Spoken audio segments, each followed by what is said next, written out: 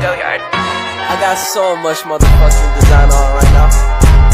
Break it down, bring it back, make it clap. I got 3 old thoughts, new guap, where that damn bitches on my line, and you know they come straight. Hold up, what it not, 45, scope it cash like whoa. How you fucking with these hoes up? Assalamualaikum warahmatullahi wabarakatuh. Kali ini saya akan menjelaskan tentang teks eksplanasi.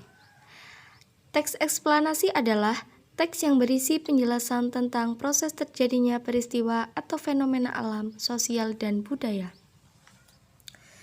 Teks eksplanasi adalah teks yang berisi tentang proses mengapa dan bagaimana suatu peristiwa alam, ilmu pengetahuan, sosial, budaya, dan juga lainnya bisa terjadi. Tujuan dari teks eksplanasi adalah untuk menjelaskan secara jelas mengenai proses yang terjadi pada suatu fenomena. Teks ini juga memberikan alasan penyebab peristiwa itu terjadi dengan bahasa yang sederhana dan mudah dimengerti oleh pembaca. Selanjutnya ada ciri-ciri teks eksplanasi. 1. Informasi yang dimuat berdasarkan fakta. Fakta dalam teks eksplanasi merupakan suatu peristiwa atau fenomena yang sungguh-sungguh terjadi. 2. Faktual tersebut memuat informasi yang sifatnya itu ilmiah atau keilmuan. 3. Sifatnya itu informatif, serta tidak berusaha untuk mempengaruhi pembaca untuk bisa percaya terhadap hal yang dibahas. Kemudian ada struktur teks eksplanasi.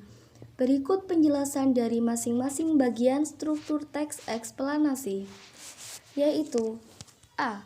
Identifikasi fenomena atau peristiwa.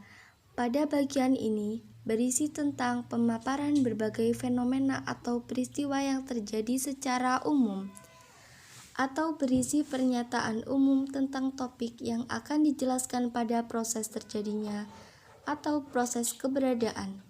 B. Proses terjadinya fenomena atau peristiwa, atau urutan sebab akibat. Pada bagian ini berisi tentang proses kejadian fenomena atau peristiwa.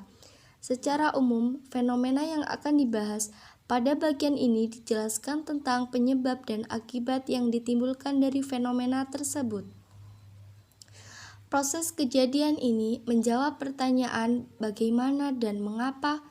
Pertanyaan bagaimana akan menguraikan fenomena atau peristiwa yang tersusun secara kronologis atau berdasarkan urutan waktu.